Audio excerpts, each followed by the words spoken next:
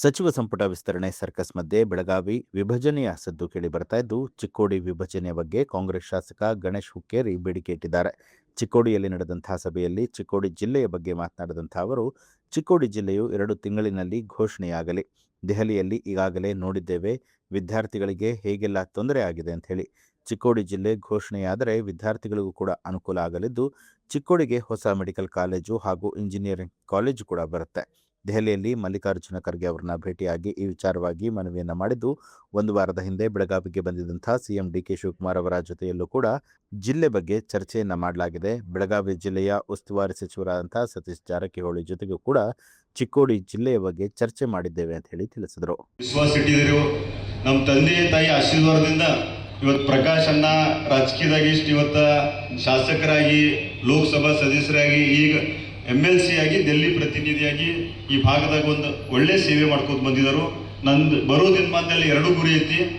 ಒಂದು ಎಷ್ಟು ಮಠ ನಾವೊಂದು ಜವಾಬ್ದಾರಿ ಸ್ಥಾನದಾಗದೀನಿ, ನಮ್ಮ ತಾಯಿ, ನಮ್ಮ ತಂಗಿ, ನಮ್ಮ ರೈತರ ಈ ಭಾಗದಾಗ ಒಂದು ಸೇವೆ ಮಾಡ್ಕೊಂಡು ಬರ್ತೀನಿ. ಮೊನ್ನೆ ಸನ್ಮಾನ್ಯ ಮುಖ್ಯಮಂತ್ರಿ ಅವರು ಬೆಳಗಾವಿ ಬಂದಾಗ ನಾವು ಸತೀಶಣ್ಣ ಜಾರಕಿಹೊಳಿ ಆಗಲಿ, ಪ್ರಿಯಾಂಕಾ ಜಾರಕಿಹೊಳಿ ಎಲ್ಲರೂ ಕೂಡಿ ಒಂದೇ ಏನು ಬೇಡಿಕೆ ಐತಿ, ನಾ ಇಲ್ಲಿ ಇರು ಮಠ ಚಿಕ್ಕೋಡಿ ಘೋಷಣೆ ಮಾಡಿ, ಅದರ ತಮ್ಮ ಕಡೆಯಿಂದ ಚಿಕ್ಕೋಡಿ ಘೋಷಣೆ ಮಾಡಿ 1-2 ತಿಂಗಳಲ್ಲಿ ಘೋಷಣೆ ಆಗಿ ಮುಂದಿನ ದಿನಮಾನದಾಗ ನಮ್ಮ ಇವತ್ತು ನಾವು ನೋಡಾಗಿದ್ದೀವಿ ಯಾವ ರೀತಿ ಡೆಲ್ಲಿದಾಗ ಪ್ರತಿಭಟನೆ ಎಲ್ಲ ಕಡೆ ವಿದ್ಯಾರ್ಥಿಗೆ ಎಲ್ಲಿ ತೊಂದರೆ ಆಗ್ತೈತಿ. ಮುಂದಿನ ಇವರು ಹುಡುಗರು ಚಿಕ್ಕೋಡಿ ಜಿಲ್ಲೆ ಘೋಷಣೆ ಆದ್ಮೇಲೆ ಒಂದು ಮೆಡಿಕಲ್ ಕಾಲೇಜ್ ಆಗಲಿ, ಇಂಜಿನಿಯರಿಂಗ್ ಕಾಲೇಜ್ ಆಗಲಿ, ಸಾಕಷ್ಟು ಹಲವಾರು ಅಂದ್ರೆ ಒಂದು ಜಿಲ್ಲಾ ಆದ್ಮೇಲೆ ಇವೆಲ್ಲ ನಮ್ಮ ಚಿಕ್ಕೋಡಿಗೆ ತರಕ್ಕೆ ಅನುಕೂಲ ಆಗ್ತೈತಿ. ಯಾಕಂದ್ರೆ ನಮ್ಮ ಹುಡುಗರು ಇವತ್ತು ಮಂಗಳೂರ, ಉಡುಪಿ, ಬೆಂಗಳೂರು ಹೋಗುವಂಥ ಪರಿಸ್ಥಿತಿ ನಿರ್ಮಾಣ ಆಗಬಾರ್ದು. ಇಲ್ಲೇ ಆದ್ಮೇಲೆ ನಮ್ಮ ಕಡೆ ಏನು ಸಾಧ್ಯತೆ ನಾವಿಲ್ಲಿ ಅಭಿವೃದ್ಧಿ ಮಾಡ್ತೀವಿ.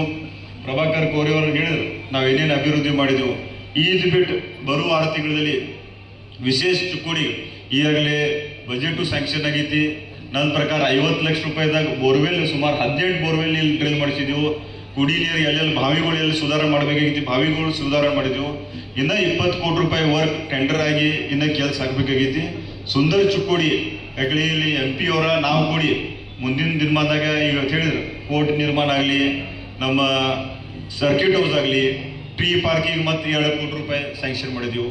ಇಷ್ಟೆಲ್ಲ ಕೆಲಸ CPI ಆಫೀಸ್ ಹೊಸದಾಗೈತಿ, ADHO ಆಫೀಸ್ ಹೊಸದಾಗೈತಿ. ಇಷ್ಟೆಲ್ಲ ಕೆಲಸ ಮಾಡಬೇಕಾದ್ರೆ ಶಾಂತವಾಗಿ ನಾನು ಮುಂದಿನ ಹಿರುಕುಡಿ ಮತ್ತು ಎಕ್ಸಂಬ ಕಾರ್ಯಕ್ರಮ ಐತಿ, ಅವ್ರ 2 ಮಾತು ಅವರು ಕೂಡ ಮಾಡಿ, ಆಶೀದವರು ಕೂಡ ಮಾಡ್ತಾರೋ.